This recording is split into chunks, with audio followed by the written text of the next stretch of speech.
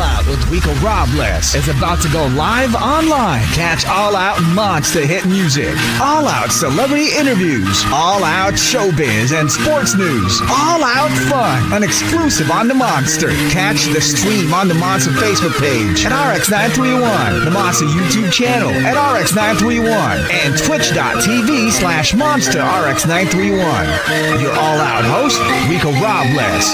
Stand by and enjoy the program. Yes, that's right, monsters. This is an exclusive, man. We were at a secret location because they are busy preparing for something really, really big, and they granted us this interview because they do got a film, and well, they do got a wedding. Just like myself, they are busy planning, and they're up and about. They have, of course, Kim Molina, Gerald Nicolas. Hi, guys. Hey, Rico! We're inside your van. So, how's everything? We're inside the van. It's a busy day today. Yeah, it's a busy day. Thank you so much for your time. Because right now, we're visiting Ninong and Ninang. And at the same time, you're promoting the movie. So we're doing everything all at once. I mean, you know, when it comes to ninongs and ninangs, it is personally visiting them, right? That's always, because I don't know the when it comes to preparations for weddings, how does one go with the ninong and ninang? Okay, pipiliin mo, tapos visit mo sila personally na, ninong, ninang, ito na po. Do you give a gift? How does it go? It's, ang tawag nila dun parang pagmano. So, kailangan mo magmano sa ninong at ninang mo. Well, not all of our friends get to do it since most of us naman busy. Pero kami kasi ni Je, we see to it that we make time for them. Because of course, they're going to be part of your life na eh. With part of your mag-asawa, you have the family. So you're basically welcoming them to your small family and them also welcoming you to their family. So I think for me, meron kami ni Je that we need to make time for them. So that's what we're doing now. So ilan ang ninong? 20? 30? No naman! Yeah, parang we really chose the ones. A handful lang. Kasi we really chose the ones who are yung talagang may relationship kami. Yeah, who's been there for us. There's a lot to invite and to ask kung sino ang pwede maging ninang-ninang, but you know, we really chose kung sino yung immediately, kasi godparents eh. Godparents, true. And basically, the people that we chose, sila talaga yung tawag dito, lagi naming nakakausap pagdating sa mga bagay-bagay. So, nagkataon na naging kakilala din ni Jeg, yung kakilala ko, yung kakilala ko, kakilala din ni Jeg. Yung kumbaga parang naging mutual. So I'm taking down notes. I'm taking down notes of everything that you guys are, you know, magmamano kami, all that, you know. But you know, this is for you guys. I mean, how many years have you guys been together in total? We've been together for 11 years already, turning 12 on July. Pero kasama na kasi dun yung yung dating stage and all that. But officially, we've been together for like mga 7 years. 7, 6, something like that, officially. But in total, with everything else, like 11. So it's such a fairy tale, you know, your life, it's like a movie, you know what you mean? You guys have created films together, pero the way it's panning out, it's such a perfect movie that God is unfolding for everyone. So this is like really, really nice. And you never hid it to the world. You always shared it with everyone. And that really truly inspires so many people. And you know, we are excited for your wedding. Okay, so let's talk your movie. Okay, Wonderful Nightmare. Okay, what about this? What's the story behind this? Nakita ko yung trailer, nakakatawa eh. Thank you so much. What's yung character ko? Si Attorney Maria Luisa Manuel. So basically, she's a defense lawyer. And paano ba? She's she's a very strict super woman na walang sinisino sa life niya. So she's very different from the wife ni Je dun sa movie. Because accidentally, yung character ko, si Attorney Luisa Manuel, na-accident siya Tapos di pa siya dapat mamamatay. So, siya ng time ni admin ng limbo to stay pa sa Earth but through the body of yung wife ng character ni Je. So, does that make sense? Medyo nakakalito lang siya. Medyo nakakalito lang siya. So, para bang yung wife mo doon, Je, biglang naging attorney bigla? The spirit kind of... the spirit. But we see her as my wife. Oo. Kasi parang... kasama naman siya sa trailer. I'm trying to think if nandun ba siya sa trailer. Hindi naman siya ganun ka. Nandun naman siya. Kasi yung wife ni Je, parang terminally ill din kasi. Not terminally ill, but malapit na rin siyang mawala in 1 month. So, habang inaayos So basically, parang yung role ni Kim as an attorney is napunta yung kaluluwa niya sa isang totally different person. Totally different person. Parang, it's like Freaky Friday. Opposite pole. Yeah, who writes these things? I mean, come on, I wonder who, right? Ano yung trip ng taong nagsulat dito? Okay, attorney ka, tapos mamatay ka, tapos pupunta yung spirit mo siguro, di? I mean, who directed it? Who wrote it? Who wrote the story? It's tawag dito. It's an originally it's a Korean movie. It's a Korean hit.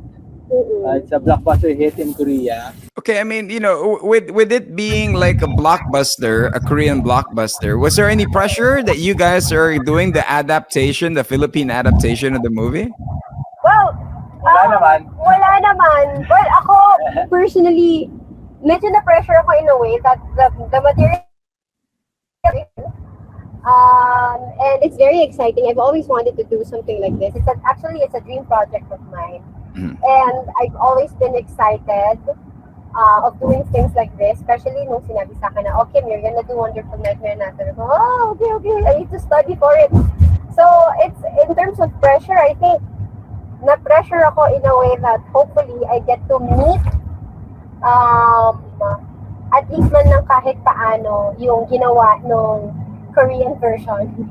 Kahit paano maabot ko yung ginawa nila.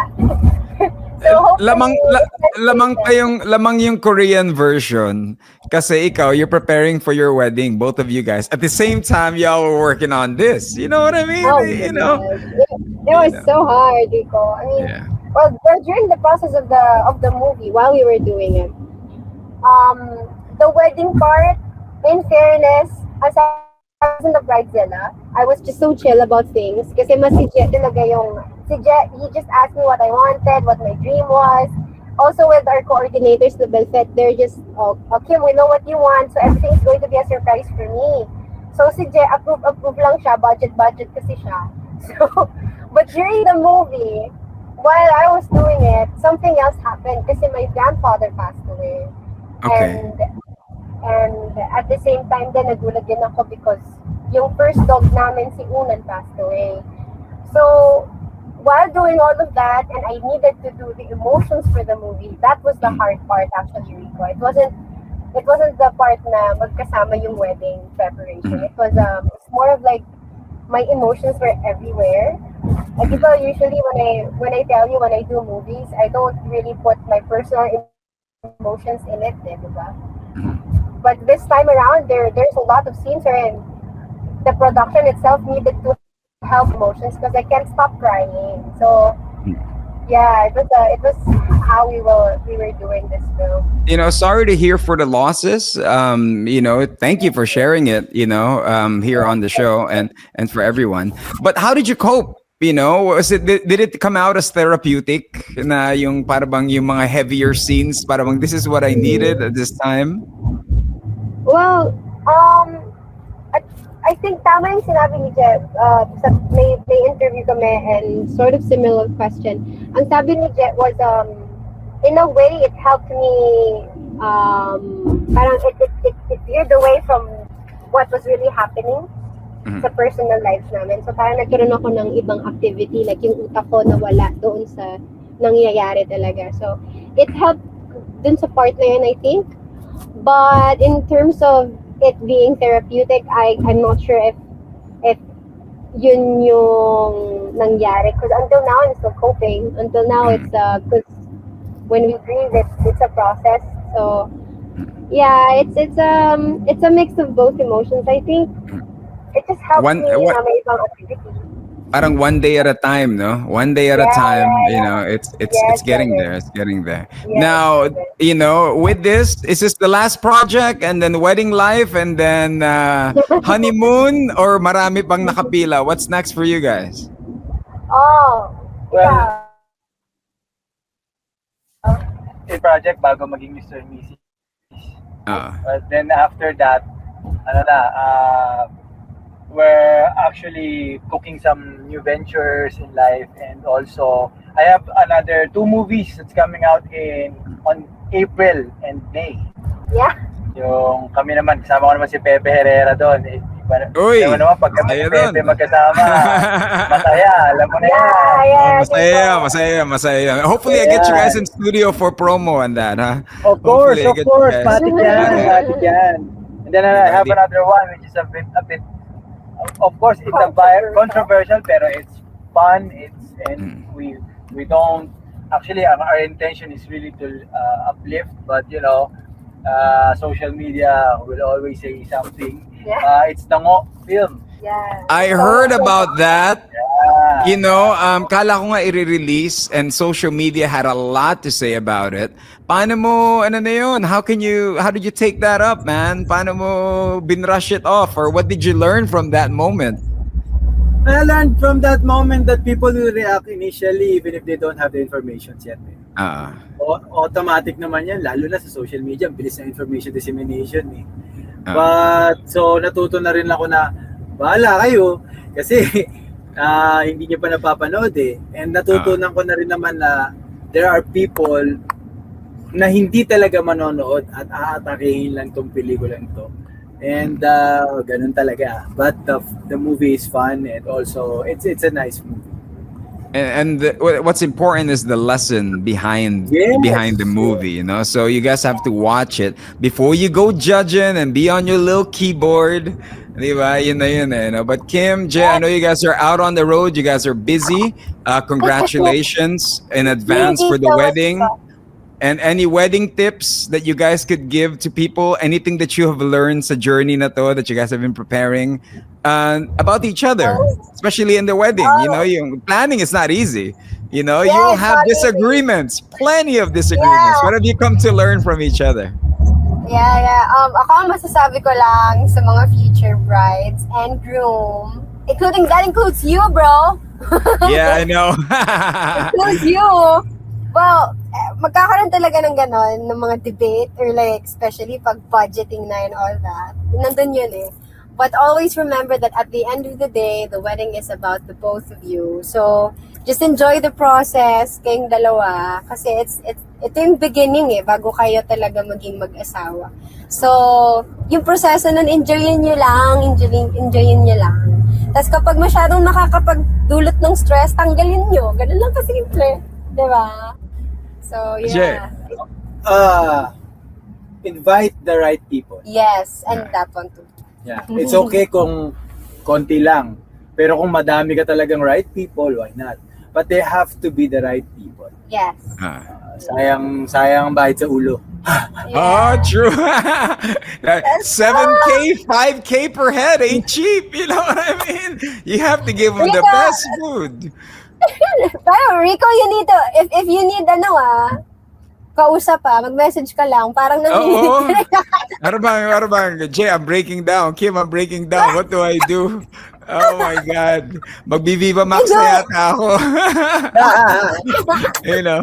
Yeah, dude. But you know, yeah, thank you guys. Thank you for taking time. And invite everybody once again to your movie. Go ahead, Kim. And Jay. We have Wonderful Nightmare. February 25 in cinemas nationwide. You guys there? And please do support our movie. Galing ni Kim dito, sobra. So are you allowed to mention when is the wedding and where is it gonna be? We're allowed to say when. So it's going to be on March 1. But where it's gonna be, well, we're just gonna post stuff. So bakit March 1? Is there any significance to it? Is that specific date? Yes, or... Meron. Ako mismo yung nag-decide na March 1 kasi si Je, never pa siyang nag-birthday party ever in his life. So, birthday ni Jay ay March 2. So kaya March 1 because I wanted ang after party namin ay salubong ng birthday niya. Uy, galing! Galing ah. That's perfect. That is cool. Tsaka all in the budget na. Yeah, all in the budget. Di ba? Yes! Doon rin sa venue. Well, if you want to thank some people, now's your chance, man. Well, we want to thank you. Thank you, Rico. Thank you. Can I Thank hear you, from Sobra. Signal? Thank you so much for letting us do this and talk about the movie with you. As usual, thank you so much. Thank you, Viva Films, Viva of course. Films. And everyone else, we do have a lot of list of people to thank right now at this moment of our lives. But yeah, thank you to everyone. And yeah, Wonderful Nightmare. Please do watch the movie.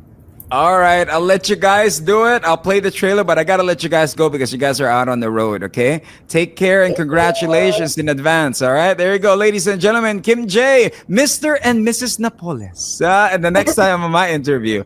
There you have it. Ladies and gentlemen, another Monster exclusive interview. Till then, we'll play the trailer towards the end of this interview. My name is Rico Robles. In behalf of the Monster, thank you guys for watching.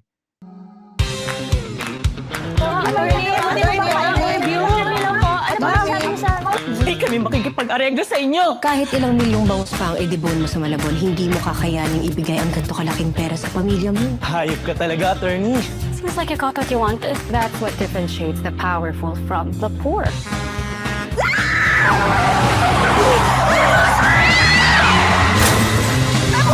Nandito po kayo ngayon sa Afterlife Relay Center.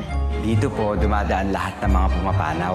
Maaari namin kayong ibalik sa mundo ng mga buhay. Mabubuhay ako sa katawan ng ibang tao for a month. Papakagin kita! Okay, so I am poor and married. Nay! Ay! Kanino anak ka? Sa'yo! You made me a mother of not just one, but two! Ay! Mutay na ako sa gutong, grabe. Wala ka naluto? Excuse me, I don't cook. I'm too important to cook. Ikaw ba ang nanay ni Jaja? Ikaw ba si Pala, madam. Every time! Ay! Kamayin mo. Nagtamis ka ba? Sabi mo, tulungan mo yung bata eh. Mali! Gising na gising pa pala sila! Ilang taon nga ba akong nagkaanak? Bakit ako tinatanong mo? Itanong mo sa matres mo. This is not my life. Hindi ko to buhay. Sa'yo na siya ngayon. Jane, tulog ka na ba? Love you. Unahin mo yung asawa mo. Pakisamahan mo siya ng mahusay. Ano? Pwede mo akong insultuin, wag misis ko. Oh, bata, miss mo naman. Please na. Paano yung mga bata? Jaja, mawawalan sila ng nanay ng biglaan. Asawa ko? Sinasabi mo bang gusto mo nang manatili dito? Okay ka lang? Ay, yung bata! Saan daw? Bakit naman na ni Justin ang sakit ko? Kapag umalis ka na dito at bumalik ka na sa dati mong buhay, tuluyan ang mawawala ang sakit ni Justin. Gusto mo bang mabawasan yung sakit? Busugin mo sila ng pagmamahal. Ay, dapat pa kayo! Yung sobra-sobra, may matitira pa na pwedeng hawakan kapag nawala ka na.